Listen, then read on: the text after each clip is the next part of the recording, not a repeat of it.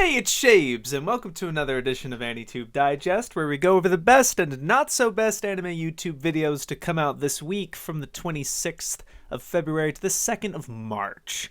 Oh my god, it's March. I gotta be honest, I've been pretty down lately when it comes to Digest. I mean, this crop of videos, I was looking at it at first, and I was like, oh man, is this really just is this popping off this week? And then, I had a lot to go through, and then a lot of the first ones were turning out really mid or bad, and I was getting really discouraged, and I'm also just discouraged that I'm back to using this being audio only, but I guess it's okay because I need to practice more about making this more of a podcast type of thing if we're really gonna throw it on podcast platforms, which is a likely possibility.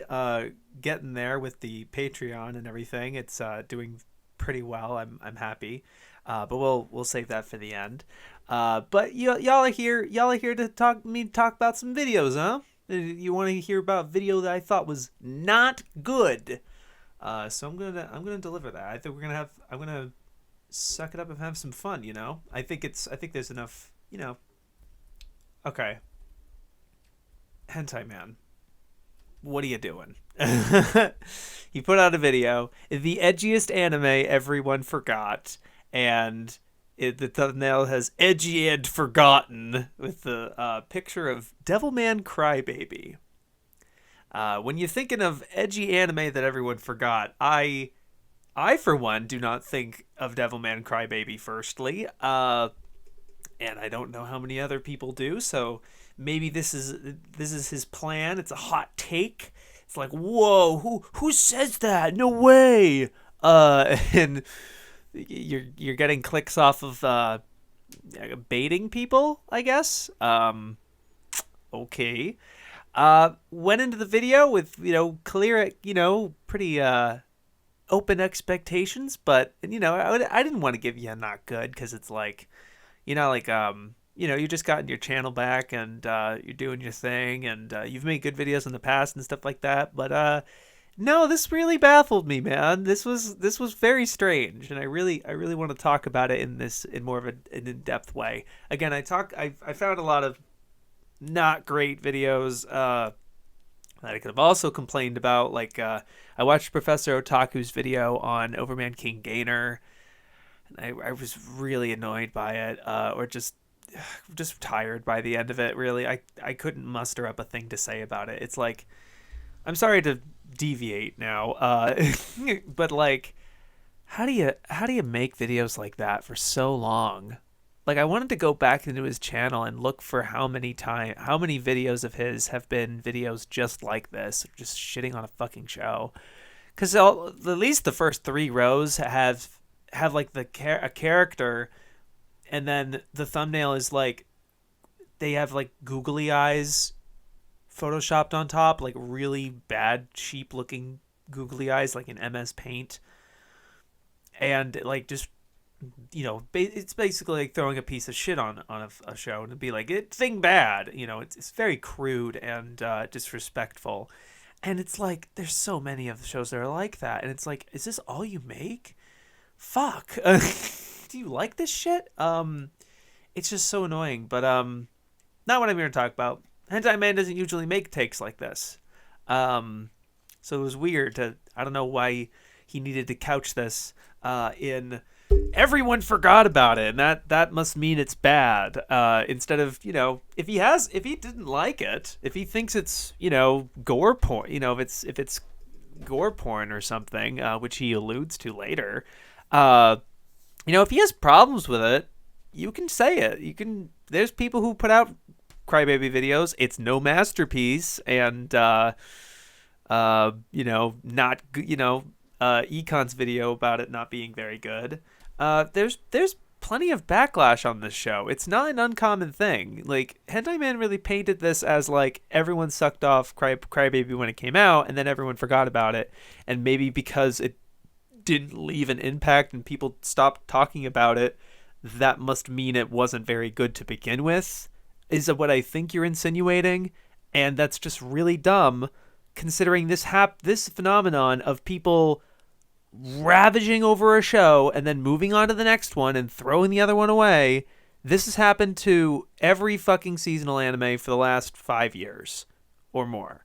Like, this is nothing new. And that has nothing to do with the show's quality. And it's also the fact that, like, it seems you're equating, like, popularity to quality. Like, everyone forgot about it, maybe because it's not very good, is the vibe I kept getting from your video. And that's so dumb and not true about anything. Like, I would not, it's like, you're literally equating popularity to quality. It's like, if a show's really popular, that means it's great. It's the best thing ever. The more popular it is. Your Name's the best movie of all time, then. What? Like, I don't get your logic here, and I'm okay with you not, taking a shit on Crybaby. Everyone and their mom's done that. You're not that special in it, but to couch it in, like, this idea that other people whatever, it's like, you didn't give any evidence. You showed one Mal review that has it rated as a 1, and, like, how many people found this helpful. And it's true. Like, a lot of people have some significant pushback on Crybaby. It's not a universally praised show. But, like, you don't take that's the only piece of evidence you show. It's like, everyone loved the show and then they didn't. You didn't show anything. Like, where are the tweets? Where are the receipts? You can't just make these platitudes, I mean, you can, but you're certainly not going to convince anyone of your argument, at least, people you want to get respect from. Like, maybe the babbies and the normies might believe you, but I don't get it. It's really dumb. It didn't seem like you were paying attention to anything that was happening. Like, you articulate what was happening in the first episode where they go to this party and Ryo starts stabbing people with the wine bottle and whatever, and he's like, oh, she's doing it for doing its sake because it's gory. And it's like, no, there was a reason. He said the reason. I'm pretty sure he says why he's doing that, and it was to trigger the demon event, is to basically create the environment for demons to appear, and for Akira to become Devilman. He was instigating that, and it's edgy and gory, but that's the original source material, and that's the story this is telling. It's not doing it for, like, it maybe for like, oh, I like action and bloody and gore or whatever, but, like, there's a narrative reason behind it. Like, this, I don't get why you didn't mention Masaki Yuasa or Go Nagai in this whole video, or, like, whoever the hell's making this. Like, you just treat this as this weird entity, and as, like, the kind of a anomaly of the show, and instead of something that people made. And that's weird coming from you, because I feel like you've made more insightful, fairly well-informed videos than this. This is weird coming from you. And it doesn't have to do with much of your ethos either. Like, the most it kind of has to do with is your accusation of people of the show basically being pornography, of, like, not the fan servicey stuff, because there is fan service in the show, but that's not what you're pointing to. You're pointing to, like, the mutilation scene in episode 9, and, like, that whole climactic scene that's not sexual, but you actually visually simulate people jacking off to it. Like, you throw, like, some soap on the computer screen or whatever. And I don't know where you got that footage from, or if you did it yourself, but it's fucking disgusting and stupid and wrong. I'm sorry. Like, no, I don't know where you got that idea from. I could see the argument if you were thinking it was cry porn, like, right? It was, like, emotionally manipulative, because it kind of was. Like, that song is very over dramatic and emotional, and really tugs at the heartstrings, I guess. But, like, that's not even what you. But the fact that she's being ripped to pieces, people, like, beat off. You think they made that scene like that because you think people will beat off to it, because that's why they made it like that. I just don't agree with that reasoning. That's really dumb. And like, is it a joke? I don't know. Um, you mentioned this, like, it only got 10 episodes. Um, I don't know what that's supposed to do with anything. Like, you thought that it wasn't long enough. Like, maybe around episode 8 was when shit was starting to get really real, and maybe that was too late for you.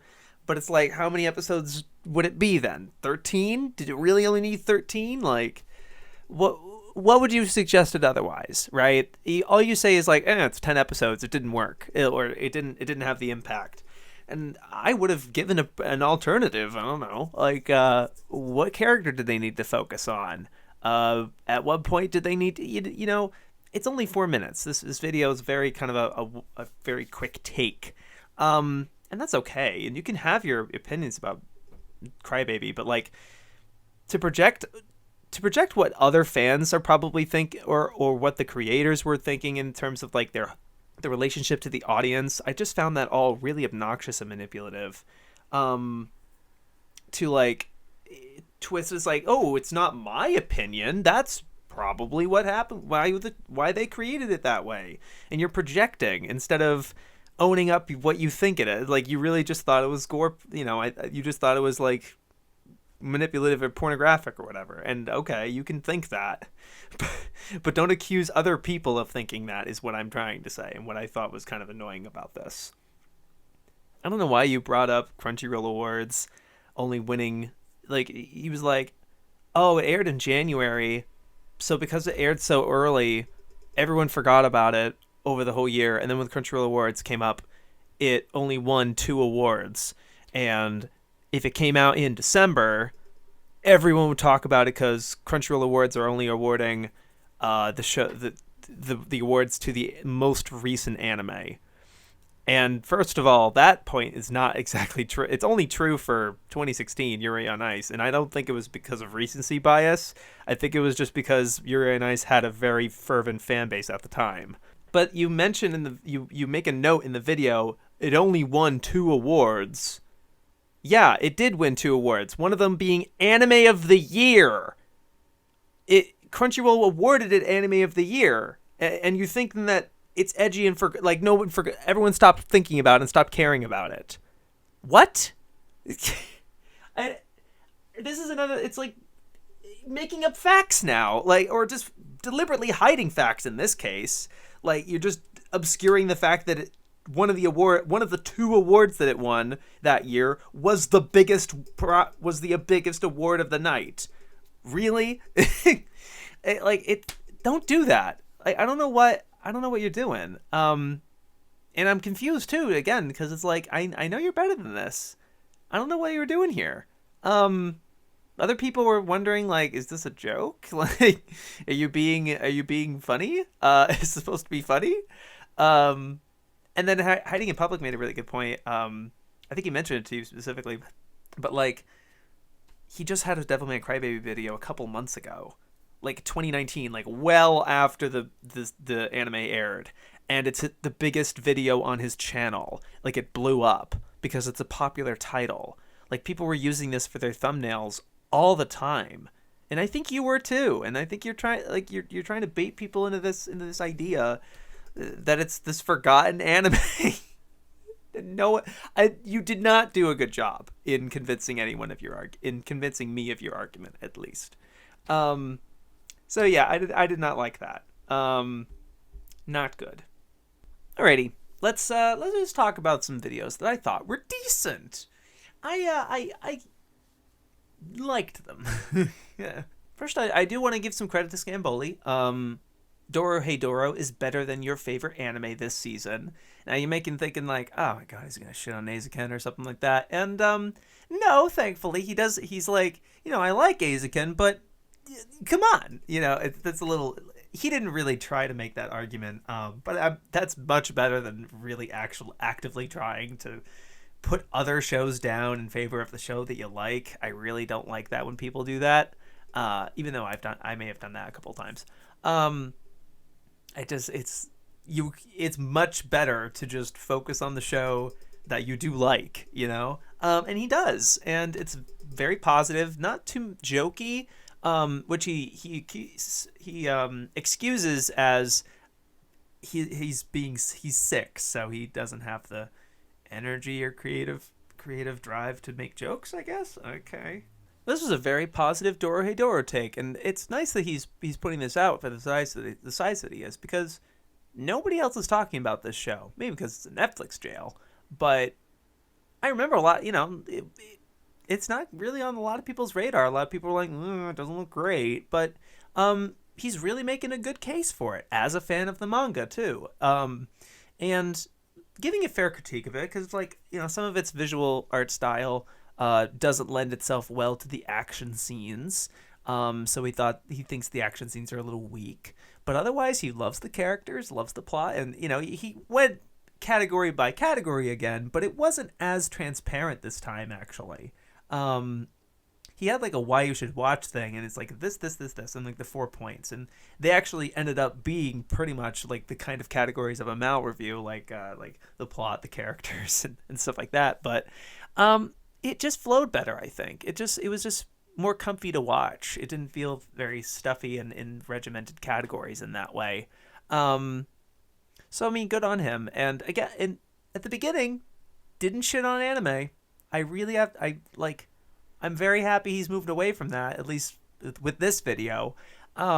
He's focusing on the stuff that he does like, and relating it to the what's great about this one, right? It's like I love that. I love anime. This, and this is so great too, and that sort of thing. And not just, again, not putting others down, but like not making it seem like this is like some diamond in the rough or something like that.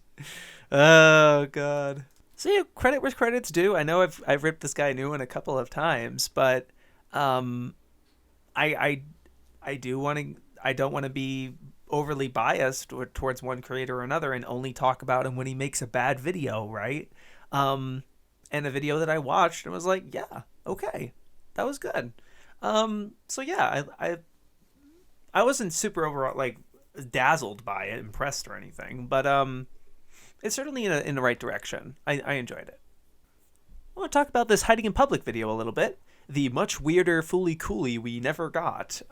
It's hiding going over the production notes, and general kind of pre-production plans and certain alpha sketches and stuff like that. And generally describing what Fooly Cooly could have been, making it a little weirder.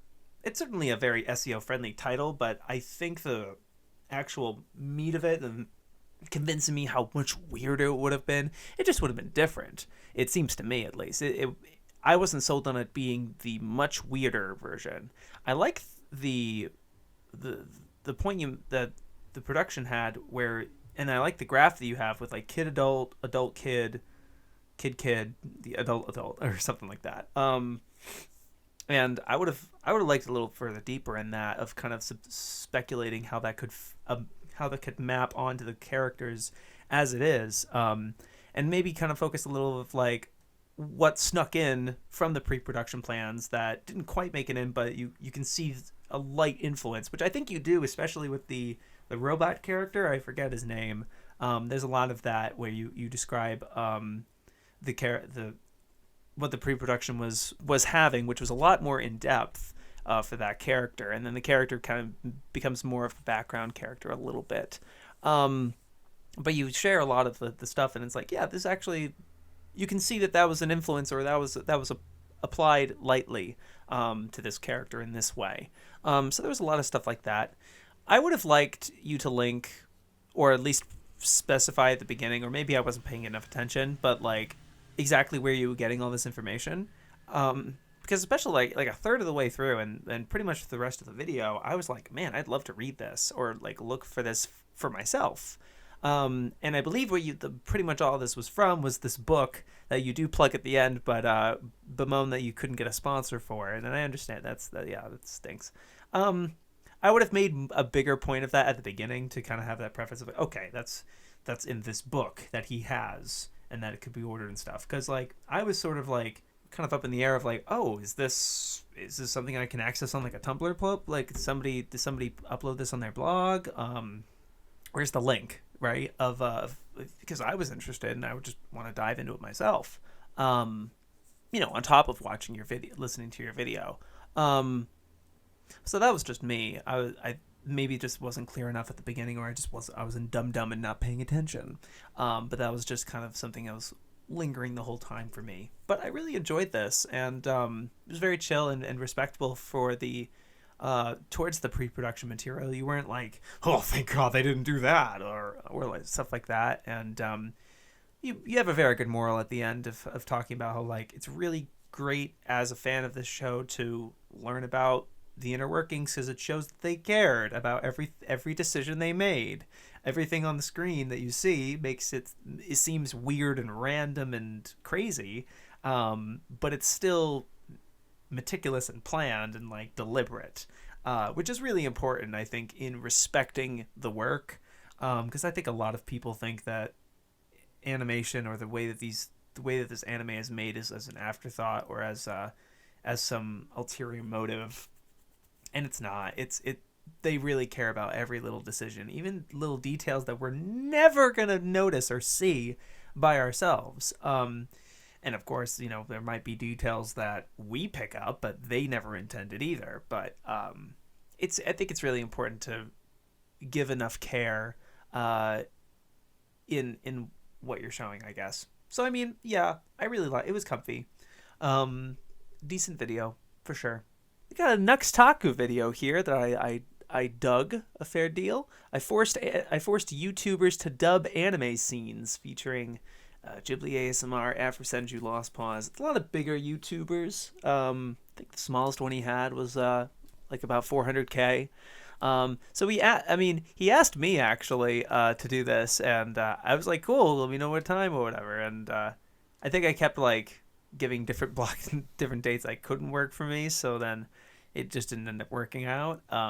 Understandable. But he's he's gonna be making a part 2 to this, because he was like 50,000 likes and we'll make more, and that's 64,000 likes as I've watched it.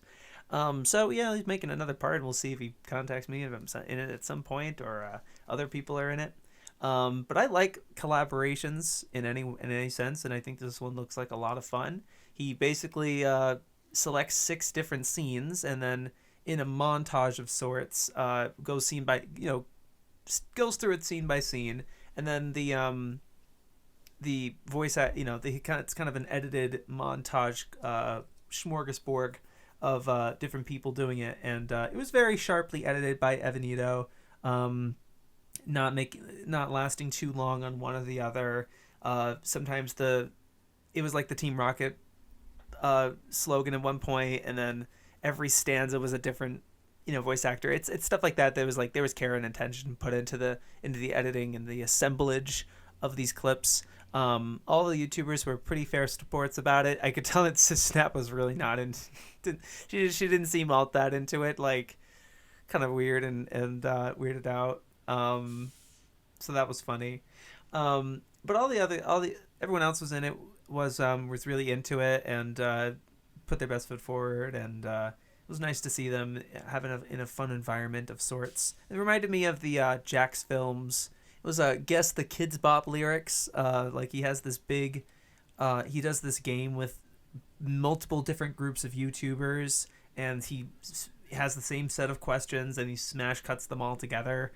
Stuff like that, and it's like that's a really efficient way of going about it, and to involve a bunch of people at once. It does require a fair deal of coordination on the creator's part, but I think it ends up as a really interesting product, and you're able to increase your network a little further, So yeah, I thought that was really comfy, and the scenes were pretty predictable, I think, or just some of them were interesting cuts, with the Naruto water bending dragon scene, or maybe that's more infamous with Naruto fans. That was the first time I ever heard of that scene in particular, but everything else was pretty like, oh yeah, Light's laugh at the end of Death Note, Dio's roller stuff like that, and pretty. It wasn't like it was a lot of like kind of typical stuff, and but like I liked it, pretty nice.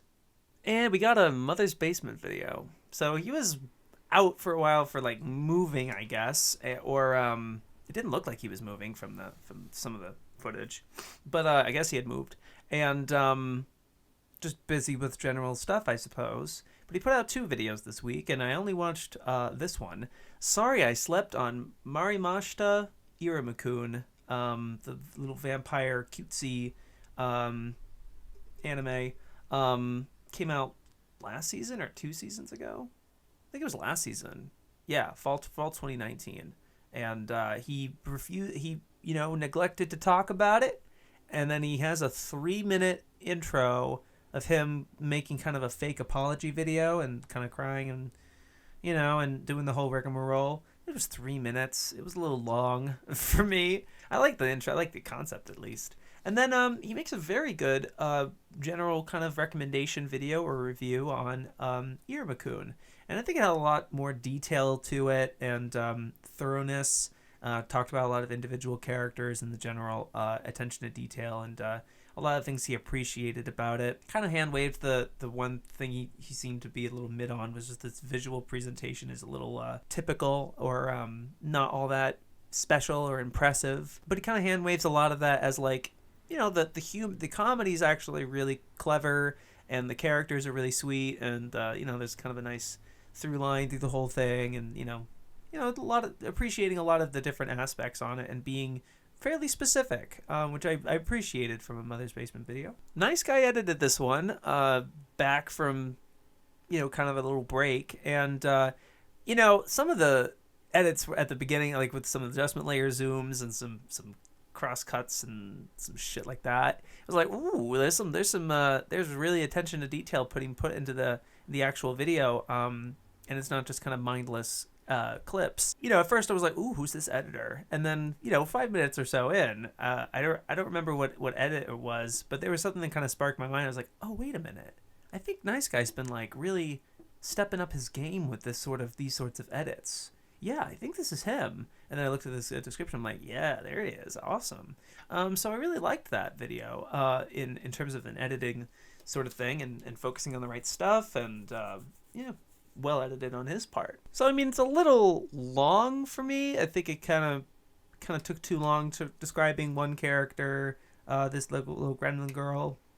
And I think it could have been sharper in its focus. That's been Mother's Basement for a while. He's gotten a habit of rambling a lot and overwriting a lot of things and being overly thorough. And I'm in the same boat, so I can't totally fault him for it. If you've kind of gotten used to that mindset of like constantly writing and long and filling things out with details and shit like that. Yeah, I'm in the same place, so I feel you on that. But otherwise, I really enjoyed it a good deal, and I'm happy he was able to kind of retroactively go back to this series that's not all that popular and do that. And I didn't watch his One Piece video mainly because I know that he's not done with it. He's not caught up. And if he's just talking about it like as he's in the middle of reading it and making a 25-minute video on its character, like trying to make a point on its character designs, I don't know how much he's going to be able to do with that. But I liked this one a lot more just for the spirit behind it. So yeah, I liked it a fair amount. And lastly, I'm going to shout out this Electric Hobo podcast of sorts from the Gassy Boys.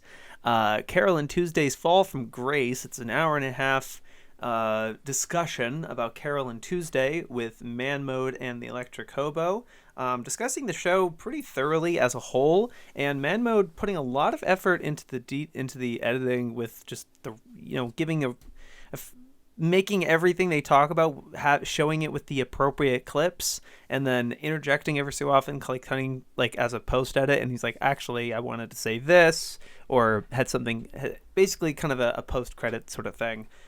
So showing that like he really does care about it. It wasn't just like a podcast they threw up. And they say at the end that it's very rambly and they're a little dissatisfied with it, and I'm not sure how much Man Mode felt about that when actually going back to edit it and everything, because he clearly still put a lot of effort into this with again the editing and kind of the attention to detail there. But I actually thought it was fairly well focused, kind of starting with the beginning and then going through certain characters and So at some point, kind of towards the second half, they were going more episode by episode, and like I liked this episode a lot for this reason. They discussed it for a few minutes, and then this episode I didn't like, and there's a couple minutes on that, and it bounced all over the place because there's a lot of points to this show. And I think they made that really clear that there's so much that this show is trying to juggle, and it doesn't necessarily land everything because it just kind of tosses the ball, but then doesn't bother to catch it. So that's not the analogy they use, but I think I was kind of getting that impression. And I've seen Carol and Tuesday, so this was nice to listen to as a refresher for that show, having seen it, and I just didn't have nearly as much to pay attention to. I liked the episode with Gus and the washed up singer as well. I remember that episode being pretty good, but then I didn't feel anything strong one way or another about anything else, much else. I was kind of meh to it. I definitely give it less than a 7 than you guys, because I think you guys really liked it for certain aspects, but we're just ultimately very disappointed in ways that it wrapped up, and especially the ending. You really didn't like the ending, and I was like, yeah, the ending's fine, I guess. But like, I just was very kind of apathetic to it personally. I liked this podcast, and you guys have very good chemistry with each other, and there's a fair deal of effort here. I don't think that the messiness and the aimlessness kind of got in the way of anything in the pod. Like, it didn't feel like it was hard to follow. I wouldn't say that. And maybe because that's a podcast. You're talking off the cuff. It's not a polished, dedicated video on something. So it's okay to be self-critical. But I would be so hard on yourself when it comes to this sort of thing. I think you guys did a very organized, decent job, and usually I think better than a lot of podcasts about a show specifically. Like when a podcast focuses directly on an anime, sometimes it you don't feel like you have the greatest impression of of what they're talking about, or it's hard to follow. But especially given the clips that you include, like you actually gave like certain clips and corrected yourself and really led the audience through, kind of polishing up what you did afterwards, without making it too obnoxious or annoying or transparent. They're like, oh, I'm sorry, we messed up. There wasn't too much of that, but it's okay. It shows that you care. So I enjoyed it a fair amount. Yeah, I liked it. I wouldn't put yourself guys too hard on it, honestly. Like, good seeing stuff from you guys. And congrats to Electric Hobo on basically wrapping up Mia Mafafa. I mean, you're still kind of uploading videos. Like, is this a 2-month-long thing? Or I'm not 100% sure. I haven't been watching every video. But I congratulations on making it to the end and not, falling on your face so spectacularly or anything like that. Yeah, nice job. I like that. Oakley dokley. Let's talk about the best videos of the week. Like, what I thought was like, oh yeah, all right. The first is Seaweed Ambassador with this AMV of Irrational, using ocean waves. Good luck with the Ghibli copyright. Hopefully they don't smack you. Watch this while you can, fellas. But this is actually, I was watching the AMV. Oh, this is neat. I like AMVs. The clip selection was pretty methodically paced, so that, like, not too flashy, and didn't have a lot of effects at first. You mainly stick with the static overlay, and then this really cool idea of every so often having like a static bar obscuring their eyes, like a censorship thing, like around their eyes. And sometimes it would appear on different characters. Sometimes it would not be there. They cut away, and then it cuts back, and the bar's there, or it's not. And kind of forming some artificial narrative out of that, or trying to feel like you're saying something about certain things without being too overt about it. So that kept my attention a lot, and I really liked the song choice. Not much that I know about, not a song I'm familiar with. And I thought you had a very good understanding of the movie itself, like choosing an appropriate tone and not using too many like overtly obvious clips about ocean waves, if there are such a thing. I think the thing that impressed me the most and what kind of landed it in the best of the week for me is just the promise that it had. It wasn't in the AMV itself, but in the description. You're saying this is part 1 of an analysis video you're working on. So like you're opening this analysis video with an AMV and releasing the AMV first and kind of working on the other thing later. And I'm like, ooh, okay, that's different. That's very interesting. I like that a lot. So I dug that. I dug that significantly, and I was very excited about it. Besides, it's an AMV. I mean, I love AMVs. So great job. I really enjoyed that. Next, I want to talk about worst waifu video, Gyaru Anime Girl Guide, Kogyaru Shibuya Gyaru Characters and Subculture Anime History Analysis. Quite the mouthful, if you ask me, but that's fine.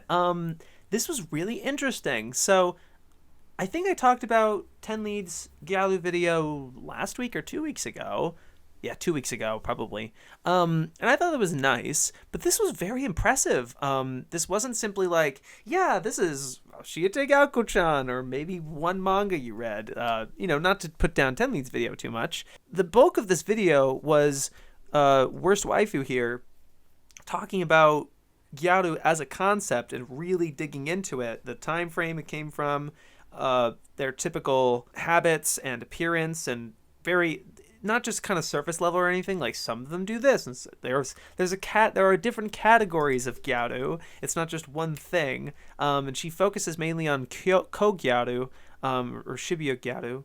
I think two of those are similar. Sorry, it's off the top of my head. I can't quite remember.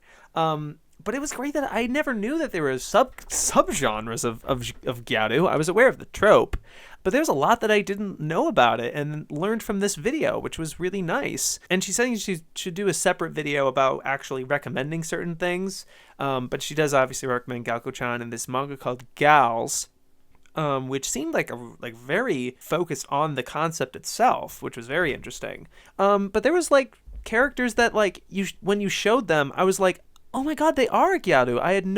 I didn't even think of that. And having an understanding of that trope really fleshes them out more and like gives a whole other dimension that I didn't even appreciate or recognize. Like Junko from Danganronpa is a Gyaru, and I didn't even think of that for some reason.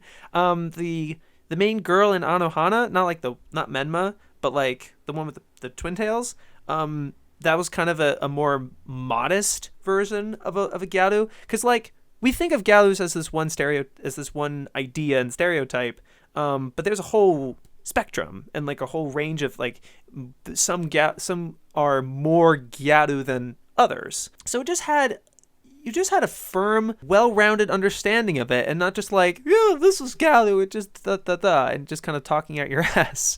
You really had appreciation and care for it, and showed a lot of examples, and it was great. I really enjoyed this video, and learned a fair deal. This is the kind of anime YouTube video I like, where it's additive and talking about a concept in a educational, positive way, and not just like, this show bad.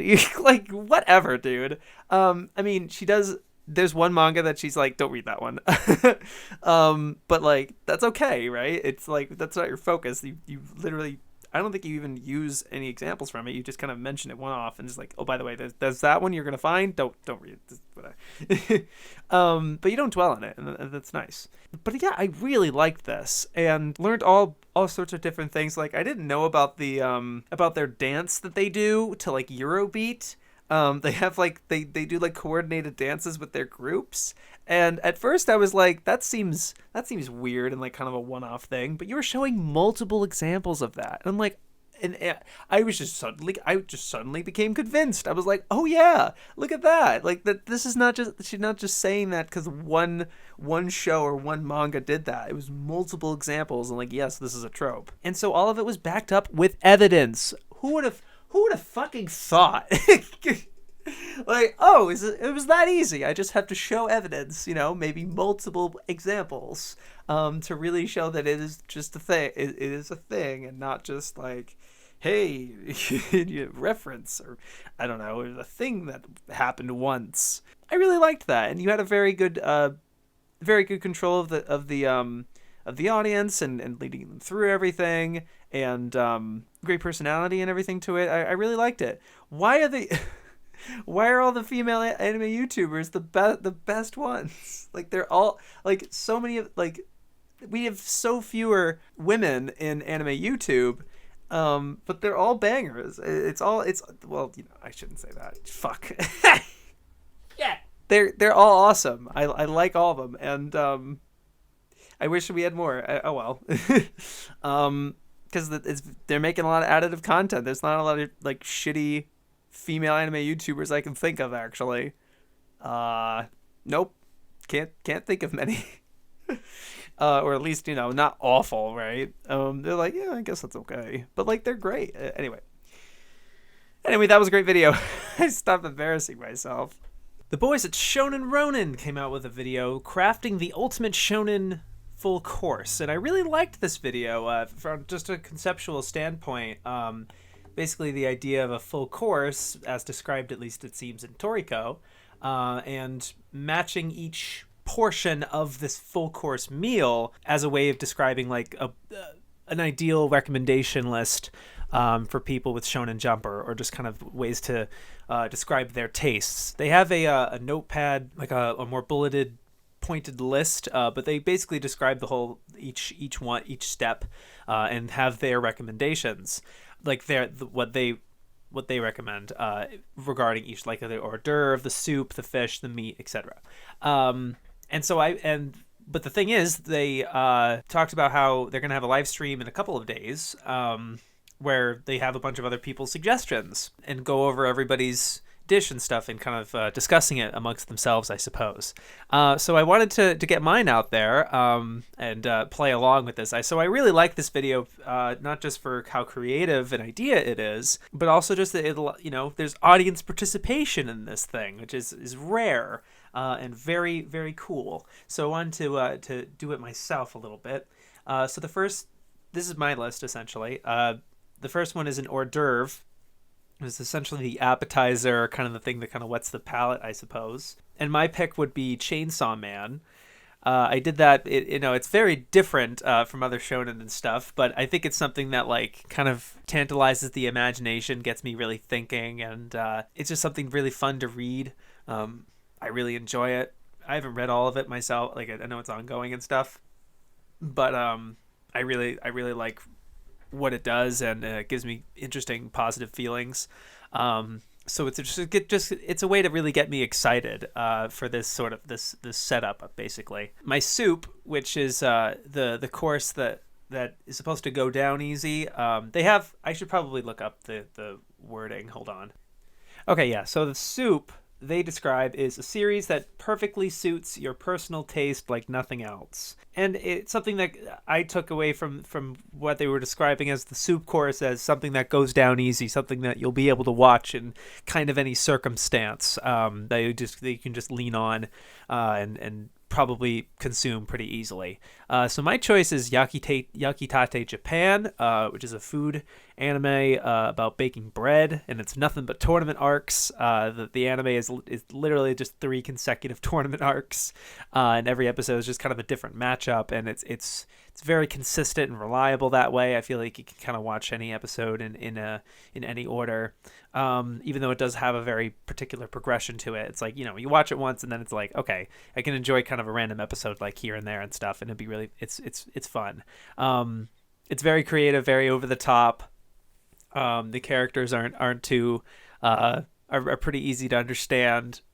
It's not doing anything too crazy, and yeah, I just really enjoy it, and can consume it at kind of any time, similar to kind of a going down easy sort of deal. So they have a fish dish they describe as a series that satisfies your desire for variety and diversity, whether that be intellectually or emotionally.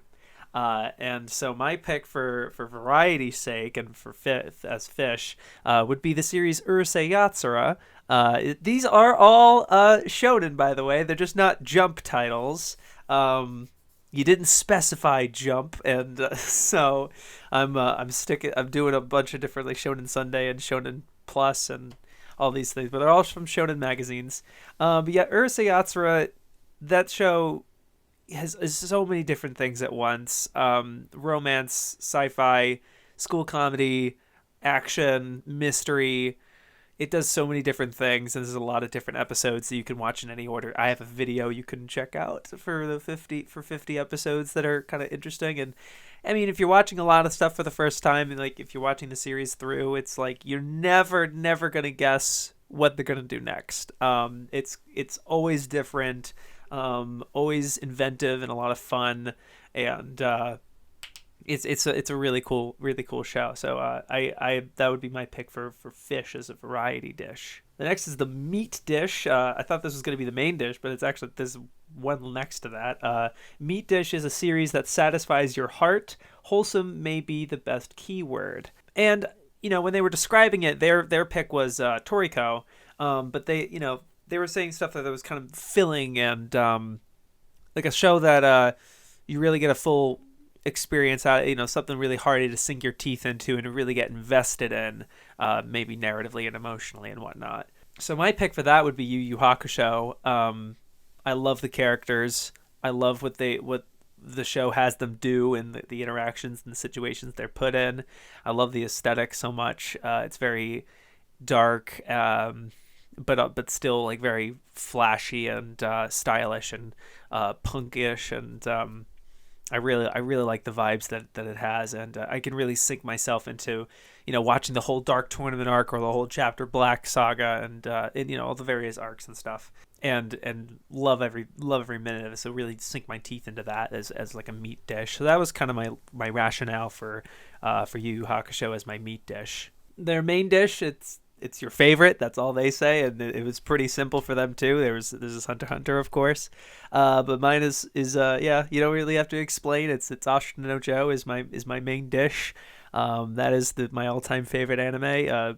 It's fulfills me emotionally, and kind of a step for my kind of a blueprint for my life, I suppose, or just kind of like fulfilling, life fulfilling, I suppose. It's hard to describe, actually, but I can think of it endlessly. I feel like I kind of just rewatch the show in my head all the time, and I can revisit things and see things perfectly. But then, I'm still able to watch it back and still be reinvigorated by certain things and still notice little details and parallels that I pick up, and bits like that. I love it start to finish, and it's my favorite. Yeah, this is the main dish, pretty easy. The salad is a series that always reminds you how amazing life can be, which is quite wholesome. And I was kind of getting it from like kind of a refreshing sort of thing, and something that like you just get good vibes from it. You're just feeling good. And feeling healthy. So my pick for that is Mahojin Guru Guru, the 2017 adaptation, of course, which is the full adaptation from the manga that's published in the same magazine as Full Metal Alchemist. So that's a shonen for sure, and gives me great wholesome vibes. Again, love the characters, and the aesthetic is very zany and colorful and vibrant.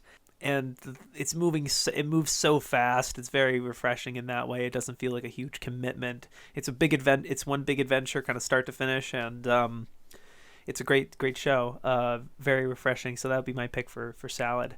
The dessert, your personal favorite thing to indulge in, regardless of how quality it may or may not be.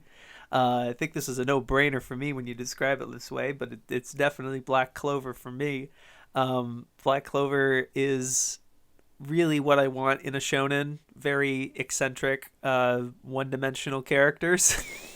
Yeah, or they're one note, and like this is their thing, and I'm cool with. I love that. And then they do a bunch of colorful, unique fights that aren't too they're not trying to say anything profound or deep or thematic or anything like that, and not trying to prove anything. It's just fucking punching or action, right? It's a lot of fun stuff, a lot of fun fights, a lot of the world is very colorful, and the whole lore building behind it, the elves and the do, and it's junk food for me, and I personally enjoy it a lot more than a lot of the self-serious formal type of shonen series, in my opinion. And last, they needed a drink, a contemplative show that makes you think about life to help wash it all down. I was thinking something a little lighter, or something that doesn't feel like a big commitment, and that would be for me Tonkatsu DJ Akataro. It's 12 episodes or 13, but each one's only half length, so it's much shorter. Quite a one and done thing, and gives you really good vibes, gives you good hope for what you want, pursuing what you want to do, and it's kind of life fulfilling in the same way that Joe is, but it's on a much less grander, impactful scale, and it's again very cartoony and easygoing, chill out. So that's my list. And I loved doing this and thinking about it myself, and I love this concept a lot. So check this video out. Maybe you participate in this sort of thing. Maybe you guys, you have some sort of you can assemble some shonen stuff together, and like, what would your map kind of be? What do you care about and stuff? I think it was really fun. Really good job, you guys. I liked that a lot.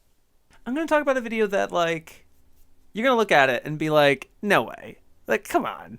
Really? I was looking at it and I was like, this is not going to be good. But I was very pleasantly surprised by Dylan Is in Trouble, putting out a video called Why I Love and Hate Anime. And you're thinking, oh boy, here we go. And looking at that thumbnail, it's like, oh boy. What are you gonna, what spicy normie ass hot take you gonna drop on us here? Can't wait. But no, he likes it. No, he's into it. He's not posing. He's not capitalizing off of a brand or an idea of the idea of it. He genuinely likes it and has seen the shows, right? It's like, oh yeah, Dragon Ball. Oh yeah, Studio Ghibli, Akira. I know anime. Nothing like that.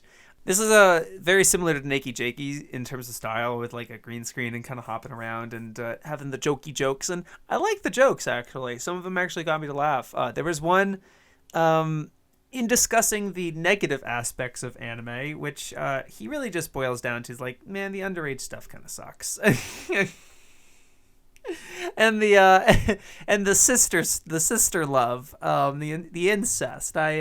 I'm not a fan of the incest, you guys. And I'm like, okay, that's fair. You're not making some shitty, like, oh, the eyes are so big or something like that, right? You're like, oh.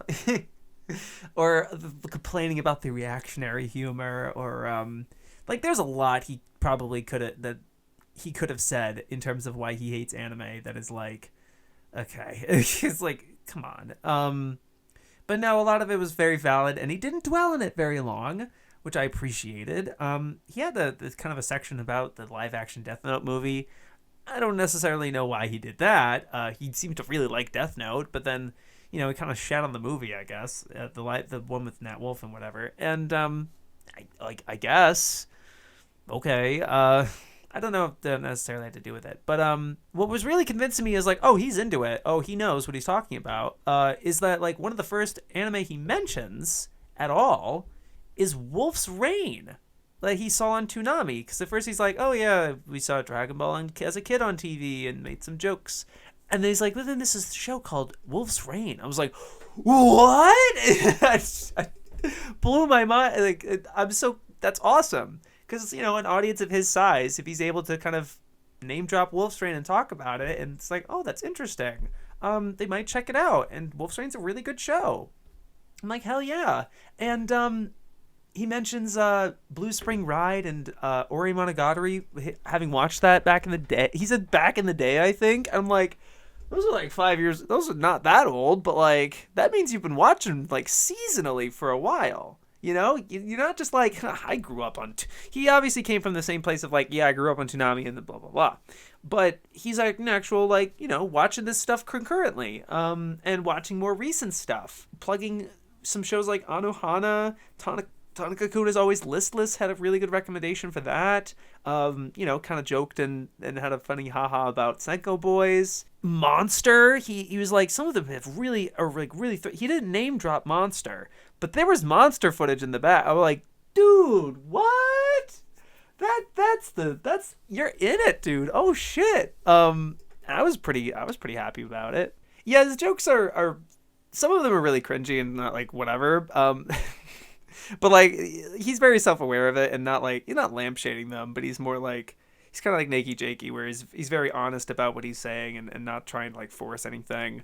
He had this one, I actually had to write it down because it actually kind of got me to laugh in a very ironic, poisoned way. He's like, I've talked about anime, now I want to talk about AniU. But like he cringed at it too, and it was funny. But he was talking about he had a Crunchyroll sponsorship, and so it's like, if I knew you had a Crunchyroll sponsorship at the beginning of the video, I would have been very suspicious. It's like, okay, you're just making an anime video because you got a sponsorship from Crunchyroll. Like, come on. But no, he really didn't seem like a poser at all. And he's plugging it very earnestly. I didn't mind the plugging at all, the sponsorship. And I was having a good time with the video overall. It's a lot of basic points in general about of like, you know, anime this or whatever. But like, coming in with no expectation and actually negative expectation, like, oh, this is going to be ass, I liked it a lot, and I actually subscribed to the guy. And I'm being honest about that. I'm not having like double standards about that. Like, I feel like if Gigguk made this video, for example, I'm mostly addressing the criticism one of my friends had about I've been having on the digest. Sorry, this is super separate, and it's like maybe he doesn't want me to talk about it or anything. I'm not going to mention him. But he was saying how I have double standards, or kind of an uneven standards for a bunch of anime YouTubers. So it's like, I have higher standards for Gigguk and Digi and Mother's Basement than I do for these smaller guys. And it's like, they're sooner going to be on they're sooner going to show up on decent or best than if Gigguk or Mother's Basement made a video like this. I would be less impressed, and I might not even talk about it at all, or just give it a not good or a disappointing or whatever. And I have that, you know, it's a double standard in a way, and maybe I'm also being like softer on my friends and the YouTubers I'm friends with or patroning me or whatever. And I'm being honest, you know, and I don't have any ulterior motives like that.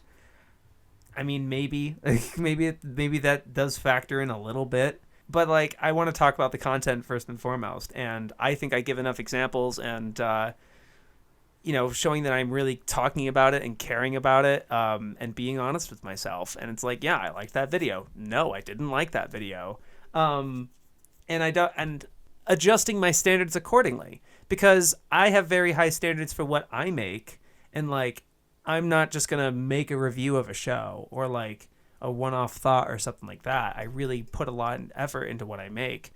And so like, I could be reflecting those standards that I have to and pushing it on other people. And it's like, no, you got to be better than that.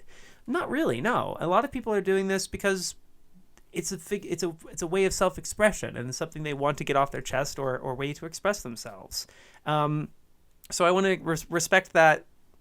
I want to respect that and like gauge that their skill level. It's like, oh, clearly this person has been making videos for 6 months versus somebody that I know has been making videos for a decade and hasn't changed, you know, or is going through a certain phase in their creative life, and being aware of that and not just kind of putting it in a bubble, like looking in it in isolation and be like, you know, disregarding the person who made it. This video is ass. Or like, this video is actually really good, but then it came from this person who's made this in the past. It's like, you know, so I don't know. I'm just being honest, and like, because it's important for me to be authentic, because I don't want to lie. I don't want to like fabricate any of this, because I know that I'm too stupid to keep that facade up and be consistent. I'm going to start contradicting myself. But I might just inherently contradict myself by like what I like and what I don't like. I'm a human being, you know? I'm fickle. I like certain things one day and thrown into a different context the next. And I think it's interesting to really talk that through. Like, what happened? The shit hit different. Why? Why did I like this video more than this other one, even though they're effectively the same video? That's happened. I mean, thinking with like the 1989 project versus, you know, Explanation Point's summer 2019 video of why I didn't like that one so much, but they're effectively kind of similar videos, but they're very different in a lot of different ways. So as long as I'm specific and I'm talking about certain points and being honest with myself, I think that's okay. So I mean, I hoping you hear this and kind of, because I've been thinking about it a lot after we had that talk, and you know, I think I'm doing what I intend to. I'm being aware of what I'm doing. That yes, I do have different standards for everybody. I'm not treating everyone equally. Maybe that's not great in your eyes, or there could be better ways of doing it, but that's what's making most sense to me, and that's what I enjoy doing. So, you know, and there's ulterior motives to that with like, you know, promoting certain channels that I know not a lot of people have seen or whatever like that. And, that's what I'm about, really. I don't know where that tangent was from. I feel like I just really wanted to talk about it. But anyway, sorry to drift off from this Dylan is in Trouble video, but, I liked it. I really liked it. Again, coming in from not thinking it was going to be good to like really liking the guy and subscribing, and even though he's probably never going to talk about anime again, or I might never be interested in what he talks about. But I liked it. It was cool. Last, we're going to talk about the best video of the week, of course, and I think this is a little, if you know my taste, if you know me, you saw this video come out and it's like, oh, it's no contest this week, fellas. It's done. It's over. Marion Bea, once again, like one of my favorite YouTubers at this point. Like, I'm liking everything that she makes, and she's getting stronger. Like, her editing is getting way more interesting and like vibrant, and oh my god, the fucking thumbnail. I'm in love. The most intense acting shoujo anime, Glass Mask from 1984, is her latest video, and she's doing pretty much the same thing that she's been doing with Tokimeki Tonight, Attack Number 1, doing a lot of these retro, older shoujo titles that nobody's talking about. Ooh, nobody. And it's completely in her wheelhouse, and she's picking a lot of great stuff, being positive and honest about all of it, making really comprehensive reviews without really seeming to spoil a bunch of it, even though she's talking in a lot of detail and a lot of like later stuff. And, you know, being honest about her reactions to it, of like what she likes and what she doesn't like. You know, she's specifically talking about the melodrama in Glass Mask and a lot of different ways that happens. But I like that her general approach to it being like, that's what it's doing, and it's like whether you like that or not. And she happens to really like that. So, or, you know, sometimes it's a little much, but it's like that you respect the show for going that far just for the sake of it. You know, she does mention the 2005 Glass Mask a little bit, and she didn't focus too much on it, but what she did focus on was pretty comprehensive, I think. She made a very fair assessment of, you know, 2005 has its strengths that don't seem very obvious on the surface, like, especially when you were comparing when you were showing them side by side. I was much more interested in watching 1984, maybe just because I'm such a retro, you know, more of a affiliated to affiliate. I don't know. I like the old show more. But you were showing a lot of advantages to 05. I was like, oh, okay, yeah. And it's also like it covers double the material, and showing off a lot of strengths and stuff. But she was like, yeah, this is reasons why I prefer 1984, and being transparent about it, and not just, you know, being very surface level with the comparisons. Like, yeah, of course it's bad. The new one. And yeah, there's just so many details you're talking about with characters, and even with going into the color purple. Like, I like your title cards, by the way. Oh my god, they were so nice looking. But you're talking about like purple and how it shows up in certain situations and why. and giving a lot of textual evidence, showing the clips and stuff. But being very, again, very transparent about the show without outright seemingly spoiling things. It didn't feel like you were really marring into the spoilers at all. I felt like I was able to. I'm going to be able to enjoy this show a lot, and you've convinced me to watch it without it seeming like a generic review. That's another great thing about it. Like, you do still have the sections, but each of the sections are completely. They're not like characters, plot, story, music, whatever. It's like talking about the rivalry specifically, talking about the history of the show and kind of where it's going and kind of the ethos of it and like what it's about, what makes it so great, and not simply like going categorical, predictable categories. So I really liked that too. It's just wonderful, and it's great hearing from you, and your writing's great, and I like how much the video looks, and again, the subject matter is just so interesting to me. I've still not seen a single, besides Cypher the video, is the only one that you've talked about, I think, that I've seen. And even that one, it was like, I had not known a lot of the stuff that you talked about, and it's so thorough, and just a positive take. I loved it. Yeah, good shit. I think you know it, and I'm happy you got it done. I know you took a while on this one, just for whatever reasons and stuff, but I'm very happy it got made, and I'm looking forward to the next one, of course. You guys, this is seriously one of the best anime YouTubers right now. Like, way better than fucking Kenny, or in terms of like retro, like if you're looking for a retro anime YouTuber, this is the good shit. Actually, like we're not like making a thing out of we're the retro 80s, like Marion is like, she's transparent about like, yeah, I have affinity for the retro 80s stuff. She's like, this is my call, this is the shit that I like. But it never seems, in terms of the actual marketing of the video and stuff, or just, I don't know, the way that this is all dressed up, it doesn't seem like it's overtly banking on the 80s aesthetic, right? There's a lot of people, certain YouTubers that I feel like are kind of transparent, a little too on the nose with that, and it's, I don't know, it doesn't bother me that much really, but I think upon reflection of it, I like the tastefulness of Marion Bea, with not indulging in it super hardcore. I liked it, and I think that'll do it for this episode of AniTube Digest. There are names on the screen if you're watching this as a video, and those are the $3 tier patrons that have donated to my Patreon since last week. I've revamped my Patreon to incorporate the digest, and so now this is funded by patrons like you.